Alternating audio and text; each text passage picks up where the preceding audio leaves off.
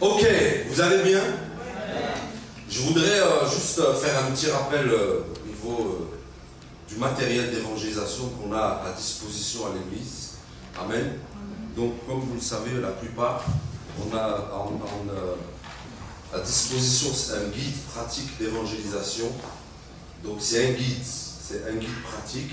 C'est pas le guide par excellence. C'est un guide de quelques années d'expérience. Et puis, voilà, c'est des bases, ok? Et c'est, je peux vous le dédicacer. J'ai vraiment baissé le prix avec mon éditeur. Je l'ai mis à 25 €. C'est gratos, c'est gratuit. Par contre, si vous le voulez, il est sur le site internet. Donc vous allez dans... Qui va sur le site internet? J'ai pas l'impression que beaucoup vont dans le site. Apparemment, vous n'êtes jamais allé dans le site. Si tu me dis non, c'est pas bon ça. Pierre Vivante, lcc.org.uk. Ok? Il a été refait à neuf et ça travaille encore dessus. Donc vous allez dans ressources, c'est ça, Daniel? Ressources et après publication. Et vous pouvez le télécharger. Il y a 18 pages, c'est un guide et vraiment c'est intéressant. Vous l'amenez où vous voulez. Ensuite, nous avons une Bible, Nouveau Testament. Ok, j'espère que tout le monde en a une dans sa voiture ou dans son sac. Et très important aussi, nous avons le prospectus de l'église. Ok, pour inviter les bien-aimés, pour inviter nos amis, on l'amène, on met ça au travail. C'est en français, mais ce sera aussi en anglais bientôt. Ok. Et ensuite, enfin, plutôt, nous avons le script. Qui connaît le script? Ouais, quelques-uns. En fait, c'est un guide pour l'évangélisation, pour conduire une personne au Seigneur. Alors, je sais qu'il y a plusieurs autres méthodes, mais les Anglais disent c'est sharp, c'est efficace. Ça va droit au but. Ok, donc tout ça, bien aimé, c'est à notre disposition. Vous savez, souvent, on pense l'église, on dit non, j'ai pas besoin de prospectus. J'ai pas besoin de matériel, j'ai le Saint-Esprit, j'ai l'onction. C'est vrai, mais il faut aussi s'armer de matériel. Ok? Ou sinon, la Bible n'a jamais été écrite. La Bible est un matériel aussi d'évangélisation. Ok? Vous savez, le prospectus, très important, j'ai un petit témoignage, il y a quelques années avec la cellule, on est parti à Walthamstow. Et c'était ce soir-là, c'était un mercredi soir. Premièrement, il faisait froid, c'était très dur. Et deuxièmement, c'était il y a quelques années, la police nous a vraiment embêtés. On était en dehors, ils nous ont dit non, vous n'avez pas le droit, vous ne pouvez pas. Donc on les faisait. Walthamstow, c'est un terrain particulier. Et donc, mais qu'est-ce qu'on a fait? On a distribué des prospectus. Je me rappelle, c'était Tree of Life. Je ne sais pas si vous connaissez, mais ça présente bien l'évangile. Et certains d'entre vous connaissez l'histoire, mais on était allé, et puis je suis revenu, vraiment j'étais très très déçu. C'est comme si j'avais des accusations en moi, de dire regarde, ça n'a pas marché, il n'y a rien qui a marché. Effectivement, c'était très dur. Mais, quelqu'un dit mais. Vous savez, on a fait ça le soir, on est rentré, je suis rentré chez moi. Et vers 22 h, je reçois un coup de téléphone d'un gars, et voilà, téléphone. Et on reçoit un coup de téléphone d'une personne qui dit est-ce que c'est vous, on était 3 ou 4 à l'époque, est-ce que c'est vous qui avez distribué les leaflets à la station? J'ai dit bon, ça doit être soit moi, soit un gars de l'équipe. Il dit monsieur, écoutez bien, vous m'avez sauvé la vie. Il était dans le train et il a parlé à Dieu. C'était en fait un chrétien rétrograde. Il allait à KSCC. Et il en avait marre, il avait réussi socialement, il a un bon travail, mais il a dit à Dieu, il était fâché contre Dieu, il a dit Dieu, ce soir, il faut que tu me parles. Est-ce que finalement tu m'aimes? Quel est l'appel de Dieu sur ma vie? Et il a reçu The Tree of Life. Et avec mon ami, j'ai mis mon numéro, le numéro à l'époque, et il m'a dit, vous m'avez sauvé. Et cette parole, eh ben, c'est comme si Dieu m'a parlé, je reviens à lui et je vais revenir à fond avec Dieu et je vais prier Dieu, je vais aller dimanche, je retourne à KSCC, c'est officiel, alléluia, parce que, vous savez, ce n'est pas un prospectus, c'est la parole de Dieu qui est dedans. Ok, Luc chapitre 2, c'est 36 et à 38. Vous y êtes? Il y avait une prophétesse, Anne, fille de Phanuel, de la tribu d'Azer. Elle était fort avancée en âge et elle avait vécu 7 ans avec son mari depuis sa virginité. Restée veuve, à l'âge de 84 ans, elle ne quittait pas le temple et elle servait Dieu jour ou bien nuit et jour dans le temple, dans la prière. 38. Étant arrivée elle aussi à cette même heure, elle louait Dieu et elle parlait de Jésus à tous ceux qui attendaient la délivrance de Jérusalem. On va prier. Seigneur, merci pour ta parole. Tu fais du bien ce matin et tu nous parles. Effectivement, comme il a été dit à l'intercession, que je sois comme un oracle pour que toi tu puisses parler. Parce que tu es vivant, tu es Dieu et tu parles. Tu es encore d'actualité.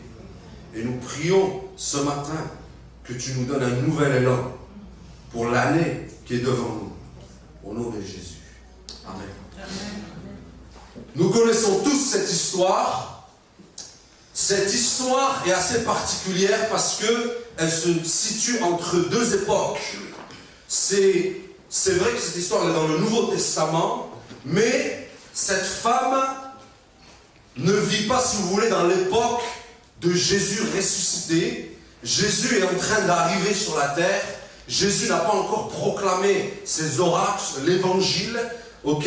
Et donc, si vous voulez, elle se situe encore dans une position de l'Ancien Testament. Elle se situe encore dans un mouvement de la loi, ok?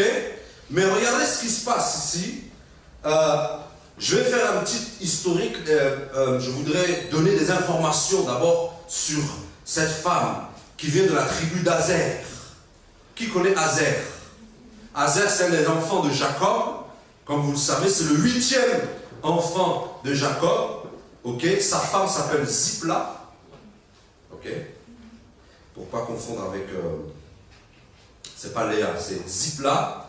C'est la première épouse de Jacob. Et son nom à Azer, je parle d'Azer, pas Anne. Azer signifie bonheur. Ok, signifie joie. Ok.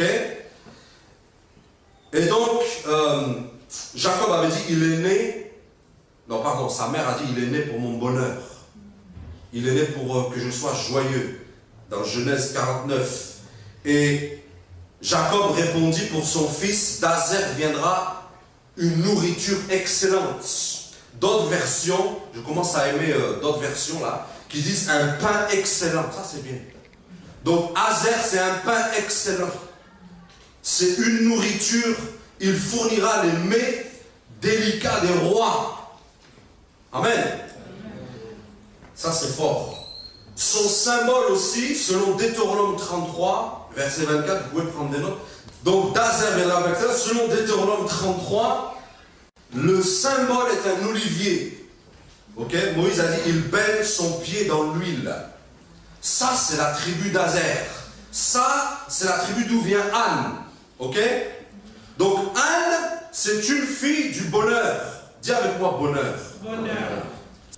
Maintenant Anne est une fille du bonheur et Anne ici représente l'Église. Or ma question, c'est que l'Église doit être, c'est pas une question, c'est une affirmation, l'Église doit être donc une source de bonheur. L'Église doit être une source de joie. Amen. Quand les gens viennent à l'église, ils doivent trouver la joie. Amen. Joie, joie, joie. Mon cœur est dans la joie. Vous connaissez ça? Amen. Nous devons... Regarde, David, j'ai compris maintenant pourquoi. David, il a dit que mon cœur est dans la joie quand on me dit allons à la maison de l'Éternel. On ne doit pas faire, les Anglais disent long face. J'ai appris ça. Là, on ne doit pas faire long face. On ne doit pas être triste quand on va à l'église. On doit être dans la joie. Rien que quand on met les pieds dans une église, on doit être content. Parce que la joie nous envahit. Parce que nous sommes nous aussi issus d'Azer. Nous sommes issus de la tribu de la joie. Le lion de Judas. Judas aussi veut dire fête. Je n'ai jamais vu une fête où c'était triste. Je vous assure, un jour, justement, chez les cousins du bled, il y avait un enterrement. C'était rempli, c'était mamre. Tu vois, non, là, je parle avec frère arabe, vous débrouillez. C'est pas tous les jours, amen. Et donc, c'était mamre. C'était plein.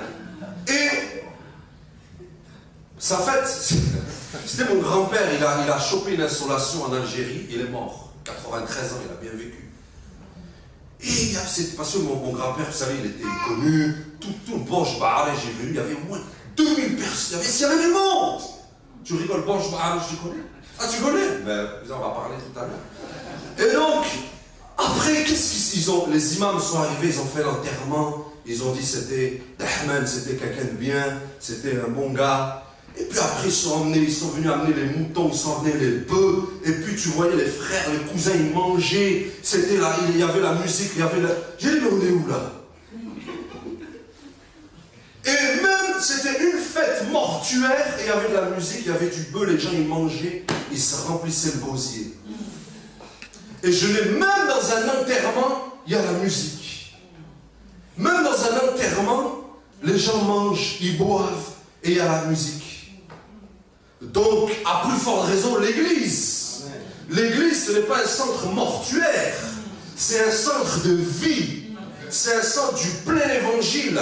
C'est un centre de la foi. Tu es en droit de secouer ton voisin dans quelques instants en lui disant, est-ce que tu es réveillé? Vas-y, bouge-le là.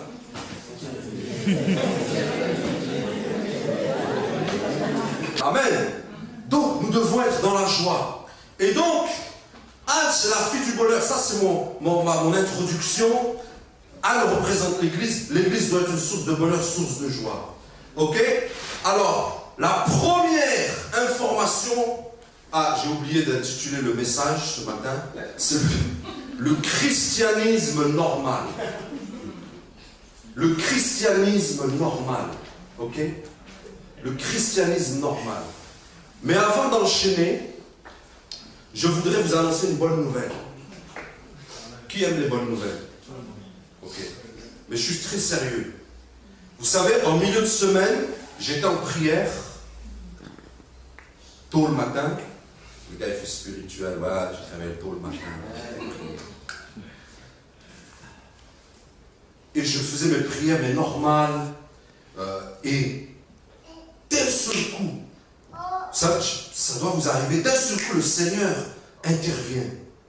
Et il change l'ordre du jour. Vous savez, vous priez pour vos besoins. Seigneur ceci, Seigneur cela. Seigneur ceci. Seigneur donne-moi ci. Et puis d'un seul coup, soit ça vous arrive ça. Et il m'a donné une parole.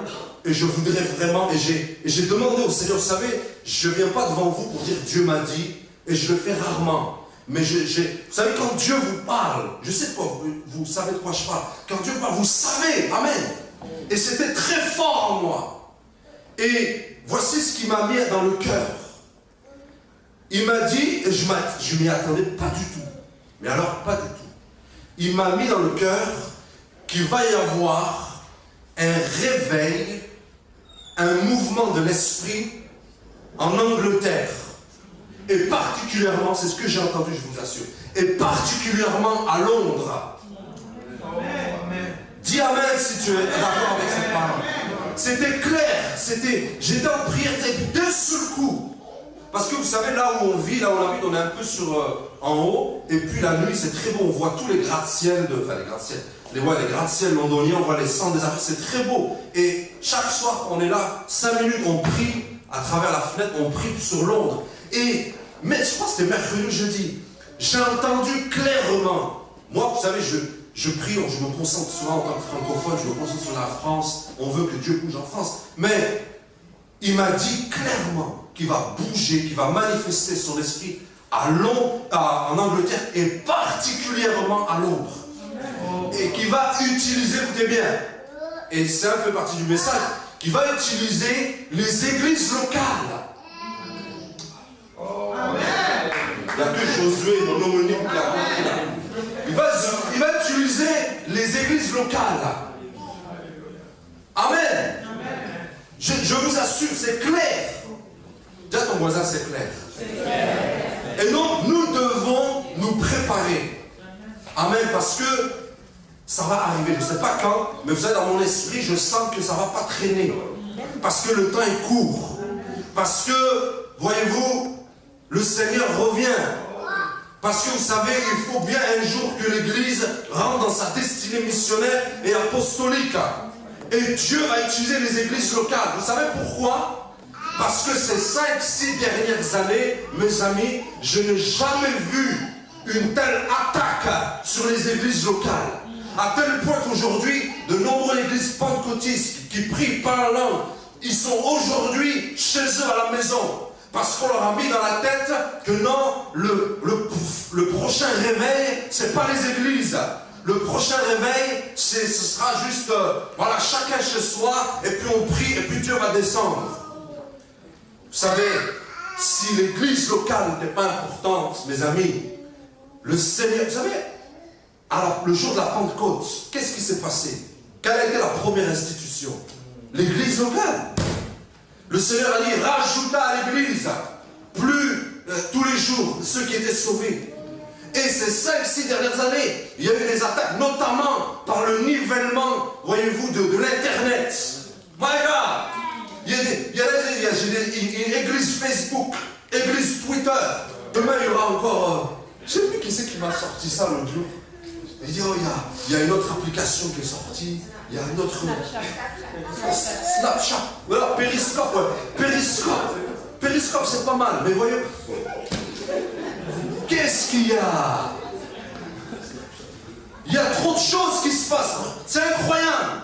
Et j'entends, et ça me fait mal au cœur. Il y a un gars, je ne sais pas si c'était son nom, il y a un gars, il a... Vous savez, c'est facile. Il a mis son ministère sur l'internet, ça fait même pas un an qu'il est sauvé, il a beaucoup de suiveurs, et puis il est là, il vomit contre les églises locales. Tu viens d'où? Où tu as été épuré? Où tu as été éprouvé? Où est-ce que Dieu t'a cassé pour qu'un an dans ta conversion, tu craches sur l'église locale? Tu viens d'où? Et ça me fait mal. Je veux dire quelque chose de pénible. Je prie cette année que Dieu coupe l'ivrée. C'est l'heure où Dieu détruise l'ivrée. Je veux vous dire une chose, je veux vous choquer, mais l'ivrée, ce n'est pas les musulmans. Les musulmans les aiment. Amen. C'est nos bien-aimés. Mais l'ivrée, ce sont ces fausses églises qui racontent du n'importe quoi et qui détruisent l'église. Ça suffit. Il faut que Dieu nous aide. Il faut que Dieu élève la vraie église. Mais je vais vous dire une chose. Dieu va visiter en Angleterre et va utiliser en Angleterre et à Londres ces églises locales de 50 membres, de 60 membres, de 80 membres. Ce ne sera plus un réveil, voyez-vous. On va aller au Royal Albert Hall, on va louer une salle qui va nous coûter 150 000 pounds, qui va nous coûter 10 ans de budget. Dieu a les capacités de bouger. J'avais dit ça à un frère dans la semaine, il m'a presque insulté, pas consolé, parce que je t'ai envoyé, tu m'as dit Amen. Et donc, j'ai envoyé ça, il m'a dit, mais oui, les églises locales, est-ce que le Saint-Esprit va travailler avec les églises locales? Et j'ai dit, Seigneur, je lui ai répondu, j'ai dit, tu sais, Dieu a les moyens. Amen. Dieu a les capacités. C'est vrai que beaucoup ont bloqué le mouvement de Dieu, notamment dans les années 90. Il y a des églises en France qui ont bloqué le mouvement de Dieu chez les jeunes notamment. Et aujourd'hui, on est surpris de voir toute cette jeunesse en France qui vacille, mais nous ne le saurons pas. Nous allons dire bientôt, Saint-Esprit, viens et fais ce que tu as à faire. Amen. Et donc, le message, le premier attribut du chrétien, vous voyez, le premier élément, c'est que Anne était une prophétesse. Et aujourd'hui aussi, on va voir un petit peu, c'est quoi un prophète? C'est quoi une prophétesse? Pasteur, t'inquiète pas, je serai à l'heure. T'inquiète pas. Qu'est-ce qu'une prophétesse? Qu'est-ce qu'un prophète? Parce qu'aujourd'hui aussi, permettez-moi de faire un peu de ménage. Parce qu'aujourd'hui, voyez-vous, on parle de prophète. On pense que le prophète, c'est celui qui dit ainsi par l'Éternel. C'est celui seulement qui prophétise. C'est pas que ça. Anne était une prophétesse avant que Jésus arrive. Où elle était? La Bible dit d'abord qu'elle était fort avancée en âge et elle avait 84 ans, elle était âgée et elle n'avait plus son mari. Elle a vécu que 7 ans avec son mari, donc elle n'a pas vécu longtemps. Premier élément, elle ne quittait pas le temple. Premier attribut, chrétien, prophète des derniers temps que nous sommes. La Bible déclare que Anne ne quittait pas le... Dis avec moi, elle ne quittait pas le... Il y a deux visions ici. Et c'est là où je voudrais aussi venir sur la symbolique, parce qu'on aime les symboles chez les chrétiens. Et il y a beaucoup de symboles. Non, le temple, le trône, c'est j'ai entendu un jour quelqu'un, encore une fois, sur Internet. Non, le trône, c'est un symbole. Non, l'agneau, c'est un symbole. C'est pas un symbole. C'est pas... Parce que ça, c'est de la franc-maçonnerie, ça. C'est les francs-maçons qui symbolisent tout. Ça, c'est un symbole. C'est pas un symbole. Il y a le trône. Jésus, il est à la droite du Père en esprit, en vérité. Il est sur son trône en esprit. Le trône de Dieu est réel, peuple de Dieu. C'est vrai. Il existe. Ok? Le premier attribut du chrétien, elle ne quittait pas le temple. Je dois être obsédé de la présence de Dieu. C'est ce que ça veut dire. Être dans le temple. Nous savons dans l'Ancien Testament que le temple et Anne opérait aussi dans cette idée que pour aller à la présence de Dieu, il fallait aller dans le temple. Aujourd'hui, on n'a pas besoin d'aller forcément quelque part pour sentir la présence de Dieu. J'ai donné ma vie à Jésus le 12 juin 2003 dans le sud de la France. Il y avait 2400 habitants dans ce village, à Mours, Sainte-Eusèbe. Et j'ai crié à Dieu, j'ai crié à Jésus, et il est venu dans ma chambre. Vous dites pas Amen parce que vous en avez marre d'entendre ça. Mais vous l'entendrez jusqu'à...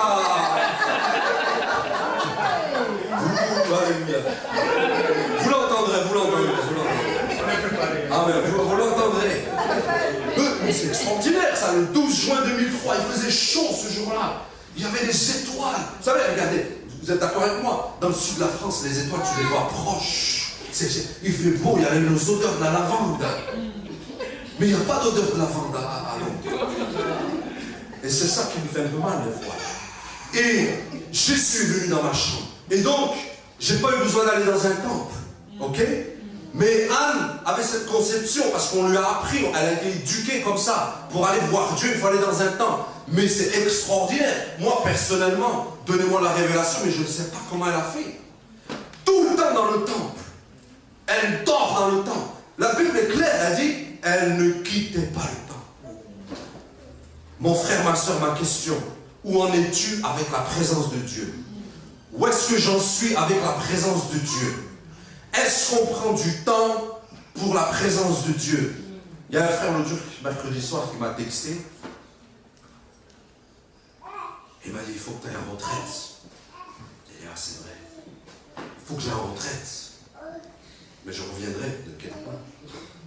Et il faut prendre du temps avec Dieu. Là, on a une vie tellement prise ici à Londres. Tu rentres tard le soir, tu repars le lendemain matin, des fois tu as envie de pleurer. Même si tu es un homme. Il faut encore repartir. Il faut encore changer les couches. Il faut encore habiller. Il faut encore prendre le métro. Il faut encore repartir là. Mais trouvons du temps pour être dans la présence de Dieu. Je pose une question ce matin, mais je ne vous demande pas de réponse. Ça, c'est des questions sans réponse. Et combien de temps je passe dans sa présence, sans aucune demande, juste sa présence. Je loue mon Dieu. Je veux juste être rempli de Dieu. Je veux juste sentir Dieu. Vous savez, mon rêve, ma prière, c'est que, voyez, la Bible déclare que nous sommes le parfait du Seigneur. Mais quand soyez honnête avec moi, quand je vous approche, est-ce que vous sentez Dieu en moi? Répondez-moi pas, parce que ça va me faire mal. Voyez, est-ce que quand je t'approche, tu sens, on doit arriver à ce niveau-là? Je vais parler d'évangélisation ce matin, mais l'évangélisation, c'est d'abord être rempli de la présence de Dieu. Et je vous parle par expérience. Parce que regardez, à l'époque, vous savez, on était un groupe de 15-20. Mais je disais aux frères et sœurs, c'est vrai, ces évangélisations de rue. Vous savez, j'ai appris quelque chose qui m'a vraiment bouleversé.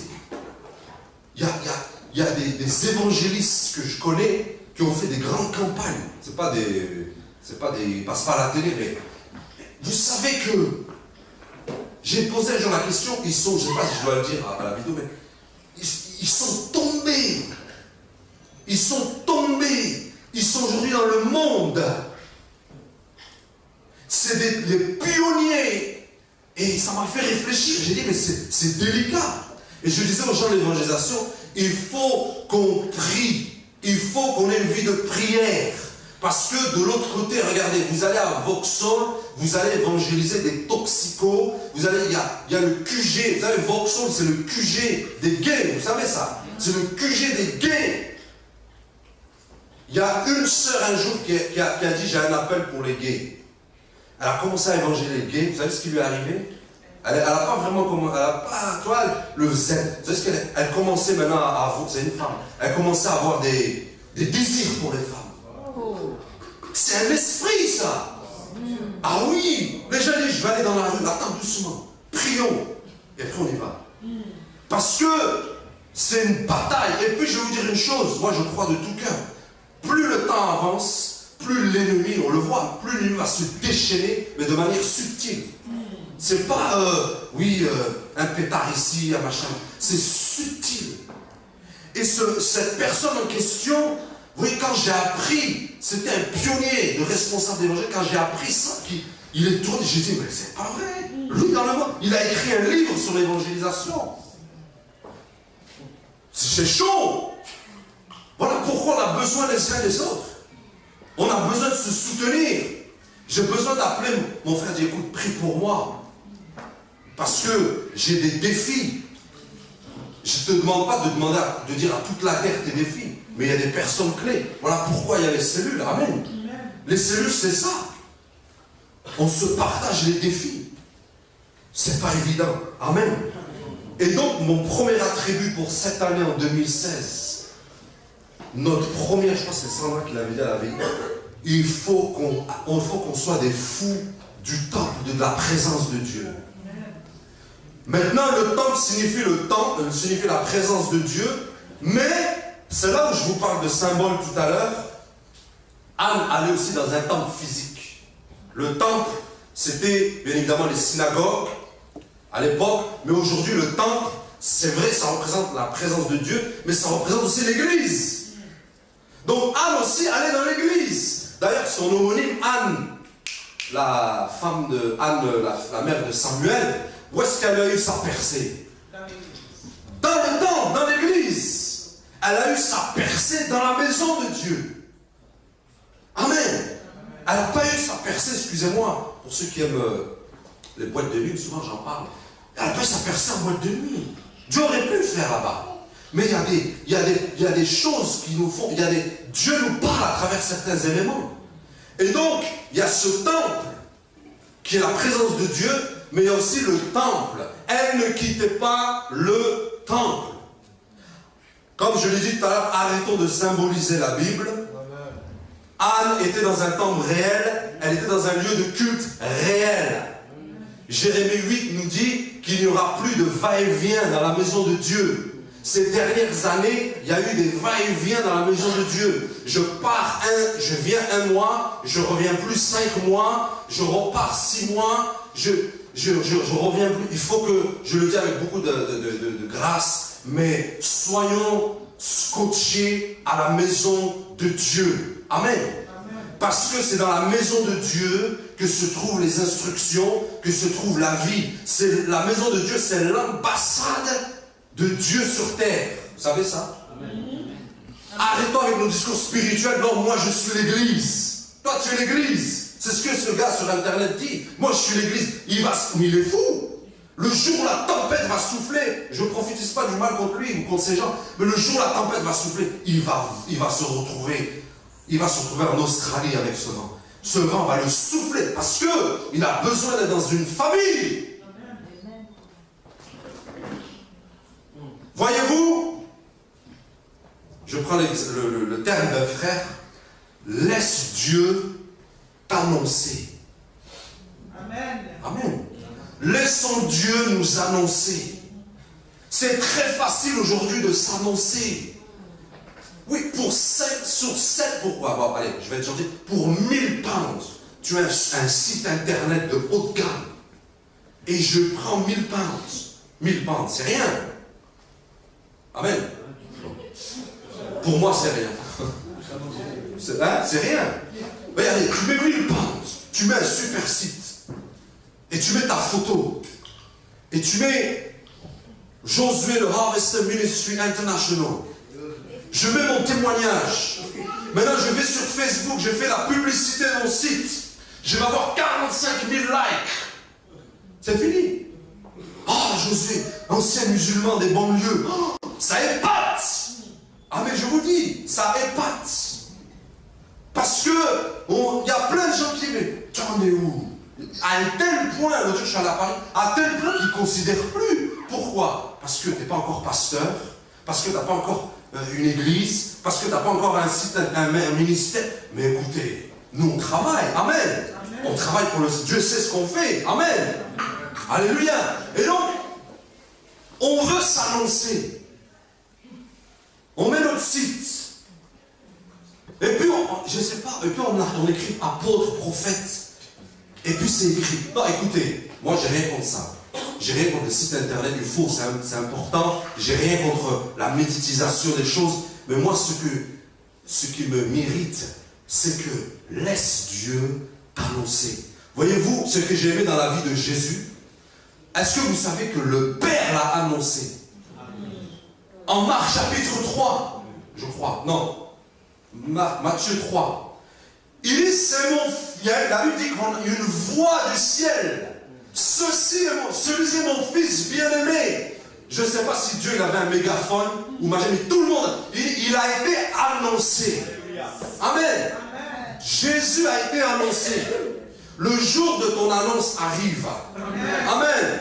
Et Dieu, je vous dis la vérité, Dieu va annoncer pierre vivante. Amen. Pas parce qu'on est plus beau, pas parce que j'ai une belle chemise, pas parce que j'ai une belle cravate, vous rigolez, pas parce qu'on est bien sapé, pas parce qu'on est meilleur que les autres, mais parce que, voyez-vous, dans le temple de Dieu, dans la présence de Dieu, dans comment on appelle ça, le conseil de Dieu, il y a eu un appel sur cette église. Amen. Amen.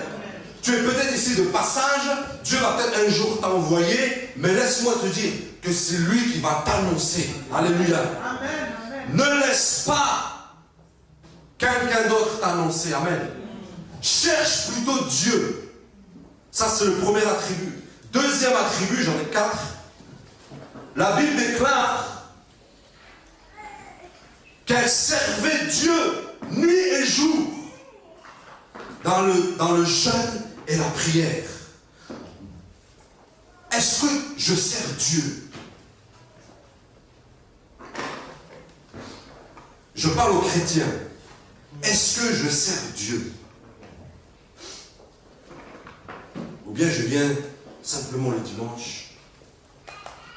Est-ce que je sers Dieu? Vous savez, cette année, c'est ce que j'ai reçu vraiment à cœur quand j'étais même en vacances.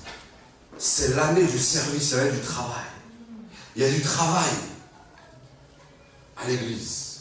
Il y a du travail pour Dieu. Vous voyez, je suis peiné quand on fait une annonce, par exemple, d'évangélisation et que très peu de personnes viennent. C'est vrai que la vie n'est pas évidente, mais il y a du travail. Il faut qu'on aille leur dire à ces gens. Amen. Et je suis étonné de cette femme qui servait Dieu nuit et jour. Moi, je me demande comment elle fait. Comment elle fait? Le Saint-Esprit n'est pas descendu. Comment elle fait? Mais je crois, personnellement, que quand je passe tout mon temps dans la présence de Dieu, il y a quelque chose qui se passe. Je crois que le chômage spirituel est brisé dans la présence de Dieu. Je crois que la oisivité est brisée dans la présence de Dieu. Quand tu es dans la présence de Dieu, il y a quelque chose qui se manifeste en moi et en toi. Amen. Et la Bible déclare pour ceux qui cherchent la présence de Dieu, que par le sang de Jésus, Hébreux 10, 19, nous avons un accès libre, gratuit, au temple de Dieu. À la présence de ces livres, tu n'as pas besoin. Viens comme tu es. Amen. Elle servait Dieu. Le deuxième point toujours, dans le jeûne et la prière. Amen. Et je vais encore, aujourd'hui c'est question. Le jeûne. Et moi c'est une révélation que Dieu m'a donnée il n'y a pas longtemps. Vous savez, le chrétien, sauf s'il est malade, il doit jeûner. Régulièrement. C'est pas je jeûne parce qu'il y a une convocation, ou je jeûne parce que j'ai un entretien, ou je jeûne parce que je dois avoir une percée. Ça c'est beaucoup nous ça. Hein? Je m'inclus. Hein? Il y a une percée. Un jour j'ai reçu un email, tous dans le jeûne et la prière. Il faut que j'ai ceci à faire. On va jeûner et c'est bon aussi. Fais-le. Parce qu'il y a quelque chose devant. On doit avoir une percée. On a une entrevue, on a un entretien. Mais on doit jeûner par mesure de consécration. C'est important. Et ma prière ce matin, c'est quand est-ce que tu as jeûné pour la dernière fois? On a fait un jeûne de 7 jours l'autre jour. Moi, je ne l'ai pas fait. Non, je plaisante. Mais on a fait un jeûne de 7 jours. Qui a fait ce jeûne? Là, ça a été clair, c'est écrit jeûne de consécration. Ça fait du bien. Je disais à ma femme, dimanche dernier, je dis, c'est au bout de 2 minutes, même pas 1 minute, que vous vous rappelez de la louange la semaine dernière? Au bout de même pas 3 minutes, ça a pris feu. Vous vous rappelez? Feu. Feu de l'esprit. En même pas 2 minutes. Et c'est là qu'elle m'a dit, oui, mais parce que il y a eu le jeûne. Et moi, je suis convaincu, c'est pas à cause de ça, bien sûr, mais je suis convaincu que ça joue. Quand tu mets 7 jours dans le jeûne, moi, ça c'est ma prière. Quand tu mets 7 jours dans le jeûne, tu ouvres ta bouche, ça explose. Amen. Alléluia. Amen. Jeûne de consécration. Mais Dieu regarde ça. Amen. Et il faut cette année, pierre vivante, Église de Jésus-Christ aussi, parce qu'on nous regarde sur YouTube. Il faut qu'on jeûne. Arrête de manger. Amen. Non, je vous dis, à un moment donné, regardez ce qui s'est passé dans ma vie. J'étais un jeûneur. Et puis pendant un temps, j'ai arrêté. Et vous avez vu comment je m'étais un peu enveloppé. Parce que, bon, voilà, les kebabs, à midi, en plus, au travail, ils avaient fermé la cantine. Le nouveau CE, il est arrivé, il dit, plus de cantine, ça coûte trop cher. Il dit, on sera obligé de manger, on va manger des sandwichs, ça fait grossir ça. C'est vrai, j'aurais dû, tu vois, il faut prendre à manger le matin, tu vois. Mais ces derniers mois, en 2015, tu vois, Dieu m'a aidé, amen. Et Dieu doit nous aider, on doit avoir une culture de jeûne. Jeûner déjà pour notre consécration pour Dieu. Jeûner aussi pour le salut de nos familles. Une autre question. Moi, je n'ai pas lâché Dieu. Cette année, je ne vais pas le lâcher. J'ai dit, tu dois bouger chez ma famille. Ah oui, parce que ça a atteint un niveau là, c'est pas bon. Mais ça prend du jeûne et de la prière. Alors écoutez-moi bien. Il y en a qui disent, c'est vrai, le jeûne, ça ne change pas Dieu. Mais je suis convaincu que Dieu voit aussi l'attitude de nos cœurs. Si on se met à part, si on se met dans le jeûne et la prière. Voilà pourquoi, quand vous allez dans la Bible, jeûne et prière vont ensemble. Parce que le jeûne, tout seul, eh bien, c'est un régime. Mais il faut jeûner et prier. C'est formidable quand tu jeûnes et tu pries. C'est plus aiguisé, c'est plus prompt, c'est plus facile. Dimanche dernier, même pas un chant, boum. Je ne dis pas que ça ne s'est pas passé aussi quand on ne jeûne pas, mais même dans tous les ministères, tu dois jeûner dans chaque ministère. Tu dois jeûner au moins 1 fois par semaine. Bon, ça c'est moi qui dis ça. Hein. 1 fois par semaine. Mon autre question, est-ce que tu jeûnes pour l'église? Tu vois des blocages, ça bloque, ça fait. Jeûne, tu verras. Est-ce qu'on jeûne pour notre assemblée? Est-ce qu'on jeûne pour l'église locale? Est-ce qu'on jeûne pour que Dieu nous fasse avancer, nous donne des révélations plus grandes. Pourquoi, au niveau de l'église, on est toujours, regardez, aujourd'hui, dans les réseaux sociaux, justement, les ministères, ils débattent ils débattent des dîmes. Mais on veut plus. Avec 20 ans, écoute, tu ne veux pas la donner, cherche en Dieu. Tu veux la donner, cherche en Dieu. Mais ils sont là à débattre. Si tu dîmes, tu es maudit. Si tu fais ceci, tu es... Mais, oh, dis oh. Il y a plus que ça. Il y a plus que tu veux dîmer ou tu ne veux pas dîmer. Laisse-nous tranquilles là. Moi, vous savez, un jour, nous on sort des quartiers, cousin. Ils le savent. Mais ils sont bien éduqués, c'est pas comme moi. Vous savez, un jour, des fois ça me démange. J'ai envie de prendre ces gens, mais c'est vrai qu'on est chrétiens. J'ai envie de le prendre par le col. Il dit, mais, oh, qu'est-ce qu'il y a là? Réveille-toi! J'ai envie de le prendre, lui mettre une hacha.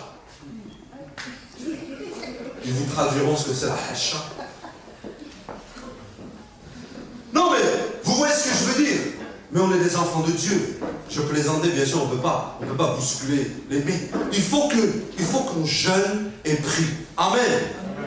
Avant-dernier élément, et dernier élément, et j'ai fini.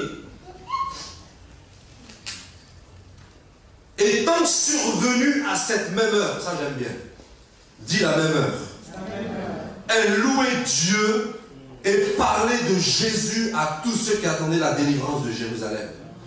Le troisième et le quatrième attribut, la louange et l'évangélisation, l'annonce de l'évangile, voyez-vous, vont ensemble, mais ils sont le fruit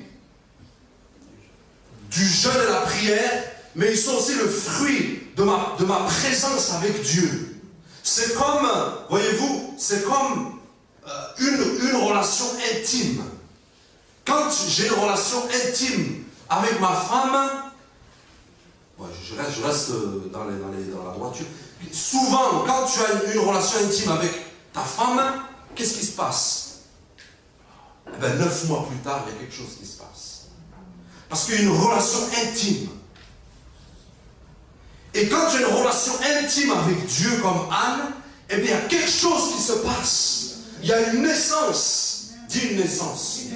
Oui, voyez-vous, je ne crois pas personnellement, à moins que Dieu t'éprouve, à moins que tu passes par une saison, mais je ne peux pas croire que quand tu es en intimité avec Dieu, la stérilité est maintenue. Il y a une cassure, ça tout casse. Il y a quelque chose qui pète, alléluia. Il y a quelque chose qui est brisé. Il y a une naissance qui prend place. Voilà pourquoi, Pierre vivant, nous allons cette année rentrer dans le temple de Dieu, dans sa présence. Nous allons travailler pour la vision de Dieu. Nous allons travailler pour la vision de l'église locale. Et on va voir ce qui va se passer. Ah oui, mettez-moi à l'épreuve si je n'ouvre pas les écluses des cieux. Ce n'est pas seulement pour l'argent, mes amis. C'est pour qu'il y ait d'autres églises, c'est pour qu'il y ait d'autres cellules, c'est pour qu'on avance, c'est pour qu'on prenne Londres pour Jésus, c'est pour qu'on prenne la France, c'est pour qu'on la marche dans toute la France, la francophonie. Vous êtes d'accord avec moi ou pas? Vous savez, quand on est bouleversé de la présence de Dieu, nos 9 to 5, là, ils prennent un coup. Qui en a marre des 9 to 5? Lève la main, moi, s'il te plaît, sauve-moi. Vous n'avez pas marre des 9 to 5? À moins que vous aimez ça. Les 9 to 5. Dans la présence de Dieu, il peut naître un mouvement missionnaire qu'on n'a jamais connu. Et on dira, Emmanuel, laisse ta voiture, il faut que tu passes 6 mois là-bas. Josué, laisse ton truc, il faut tu passes 14 mois là-bas.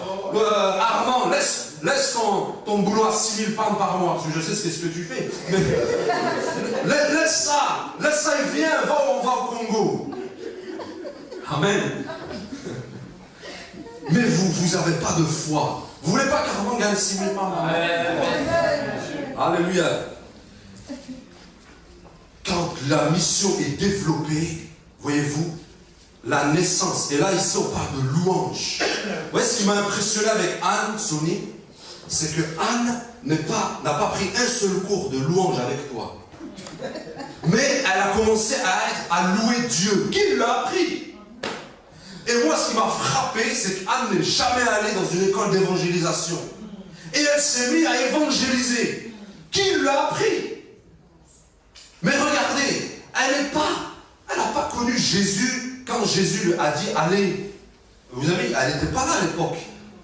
Elle n'a pas dit, peut-être qu'elle était morte. Elle n'a pas, certainement, parce que c'était 30 ans plus tard. Là, c'était 30 ans avant. Jésus a dit allez faire toute la nation des disciples. Ça, c'était 30 ans avant que Jésus annonce cette parole. Or, la Bible déclare qu'elle a annoncé Jésus. C'est bouleversant. Beaucoup disent non, c'est elle la première évangéliste. Souvent on dit non, c'est Marie. Pas Marie, c'est elle. Avant même Jésus, quand Jésus pointait à peine le bout de son nez, elle a annoncé Jésus. Pourquoi? Quelqu'un dit, j'ai entendu tout à l'heure Saint-Esprit, mais elle a cultivé ça dans le temple. Elle a cultivé ça dans la présence de Dieu. Elle a cultivé un ministère de louange dans la présence de Dieu. Elle a cultivé un ministère d'évangélisation dans la présence de Dieu. Et cette année, je veux que nous ayons une marche d'évangélisation, de louange efficace. Je veux que nous voulons être efficaces. Voilà. Pas seulement pour l'évangélisation. L'intercession. La Bible dit qu'elle jeûnait et priait. Moi, je ne crois pas que c'était simplement des prières. Seigneur, à 84 ans, excusez-moi, mais tu vas demander quoi? Elle n'avait pas besoin d'une maison, elle était tout le temps dans le temple. Elle n'avait pas besoin d'argent, elle avait 84 ans. Peut-être qu'elle touchait la retraite de la ville de Jérusalem, je ne sais pas. 84 ans, tu ne demandes pas grand-chose, mais elle avait soif de Dieu. Amen. Et c'est ce que nous voulons cette année, avoir soif de Dieu. Et souvent, je ne vais pas vous mentir, il faut arrêter de faire les spiritos. Souvent, on perd cette soif. À cause des soucis, des défis, on perd cette soif. Mais je vous assure, avant d'attaquer tout le reste, l'ennemi attaque ton intimité avec Dieu. S'il a touché à ça, il a gagné quelque chose. Parce qu'il sait que c'est la source de toute chose, la présence de Dieu. Amen. C'est vrai qu'on m'a demandé de partager sur l'évangélisation et il faut qu'on partage la bonne nouvelle. Mais je vais vous dire une chose. Je me pose souvent la question. Je me dis, mais qu'est-ce qu'il faut pour qu'on soit passionné de l'évangélisation? Qu'est-ce qu'il faut pour qu'on ait les Anglais disent breakthrough, cette percée? On a vécu des belles choses. En 2015, il y a eu des nouvelles personnes et on bénit Dieu. Mais moi, je veux une évangélisation surnaturelle. Je veux des évangélisations spectaculaires. Mais ça prend plusieurs choses. Ça prend la présence de Dieu. Ça prend le jeûne et la prière. Quelqu'un va me dire, mais comment tu sais tout ça? Tu sais, l'Esprit de Dieu vit en nous. Tu peux connaître le degré de la passion pour l'évangélisation, pour même Dieu dans la vie de quelqu'un. Tu lui parles. Son bonjour, c'est la moisson. On était chez Armand à la fin d'année avec tous ces jeunes, mais j'étais bouleversé. Il parle de Jésus, il parle d'évangélisation. À quelle heure vous avez quitté là? 2h du matin? 2. Hein? 1h du matin, bon, ça fait 2 heures française. Mais j'ai une soif, ça m'a donné du courage. Tu n'as pas besoin de rester 5 minutes avec quelqu'un. Et ma prière cette année est pour ce message qui touche à sa fin. Ayons soif de Dieu. Et si tu as soif de Dieu, personne ne te poussera à l'évangélisation. Alléluia. Tu seras toi-même embrasé, passionné, touché. Et c'est ce que nous voulons, être embrasés, touchés. Nous sommes la maison du bonheur. Nous sommes la maison de la joie. Alléluia. À qui vas-tu donner de la joie cette semaine? Amen. À qui vas-tu donner du bonheur cette semaine? C'est quoi la joie, le bonheur? C'est Jésus. Donne-lui. Il faut, peuple de Dieu. Vous savez, j'ai mis en conclusion que quand nous sommes en relation avec Dieu, en fait, c'est une seconde nature. C'est une seconde nature. L'évangélisation. Quand je parle d'évangélisation, vous savez, les gens, ils font... Et voyez-vous, j'ai eu ces retours souvent.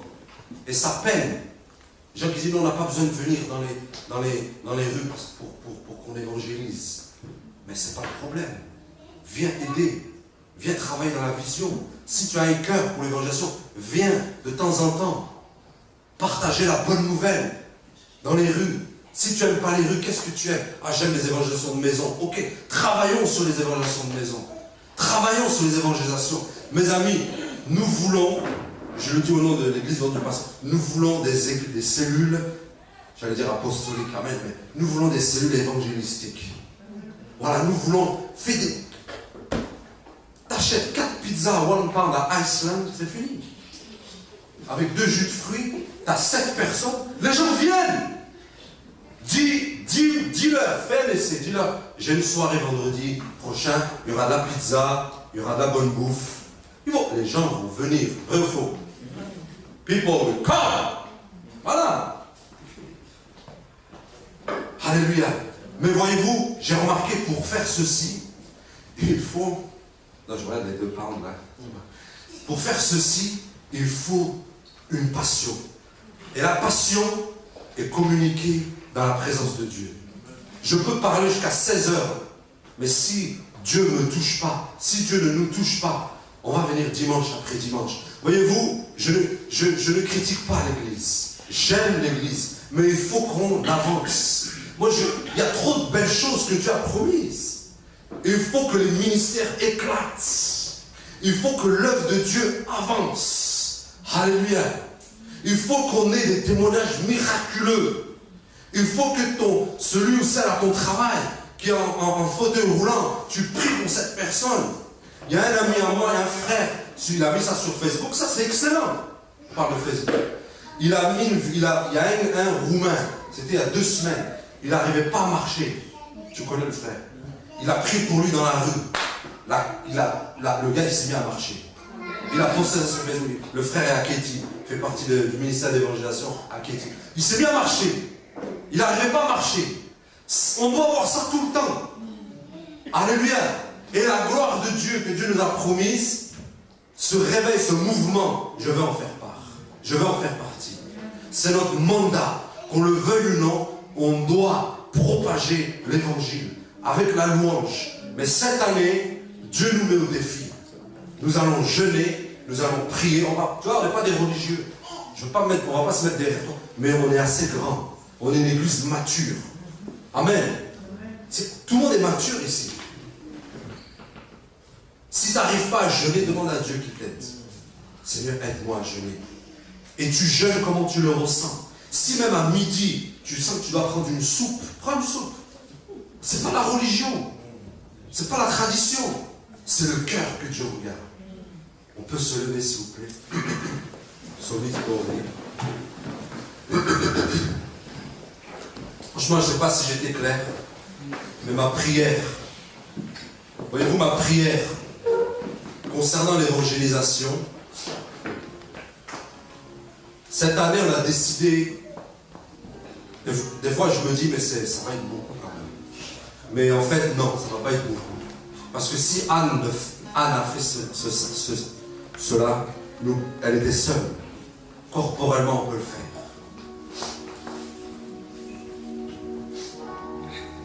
Tous les week-ends, on sort dans les rues.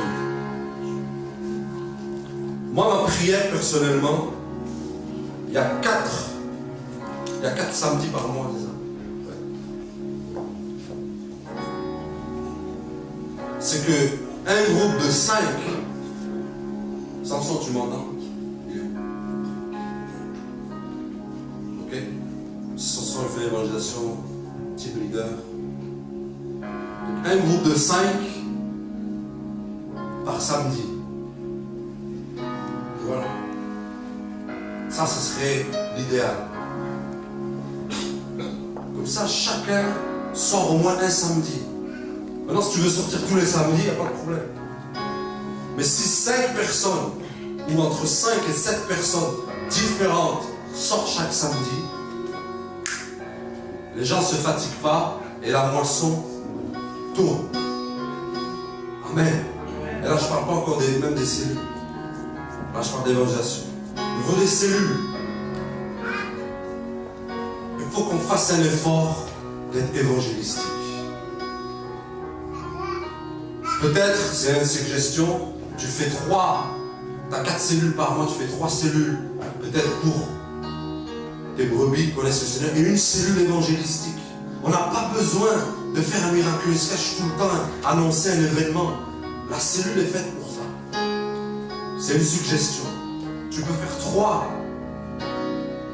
cellules et une cellule, et Dieu, je t'assure, Dieu va honorer. Dieu va honorer ce désir.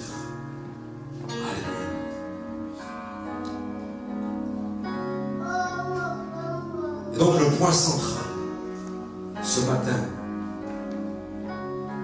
pour que nous soyons en feu, c'est vraiment qu'on soit imbibés de sa présence. Et nous allons tous prier sur ce matin ensemble. Nous allons tous élever la voix. Et tu vas dire au Seigneur, je veux que tu me ramènes au premier amour, que tu m'imbibes à nouveau. Vous savez, ce premier amour, vous vous rappelez quand vous étiez sauvés, tout de suite, vous ne pouvez pas vous arrêter de parler Jésus. Les gens même vous disaient, vous exagérez, vous en faites trop. Et non, c'est parce que quand vous êtes amoureux d'une personne, ça ne peut pas rester, ça ne peut pas se contenir. Moi, je suis convaincu que tout ce que Anne recevait dans la présence de Dieu, elle ne pouvait pas le contenir. Il fallait, dans le temple de Dieu, le Père a certainement dû lui révéler la venue de Jésus. Ce qu'il va faire, et ça l'amenait dans la joie. Et j'aimerais cet après-midi, dans ce début d'après-midi, qu'on prie, qu'on demande au Seigneur, ravive-moi. Un chant de retour à Dieu, un chant d'adoration. Et si tu as des difficultés même, si tu sais que ta vie de consécration a été bousculée, j'aimerais que tu viennes devant, va prier.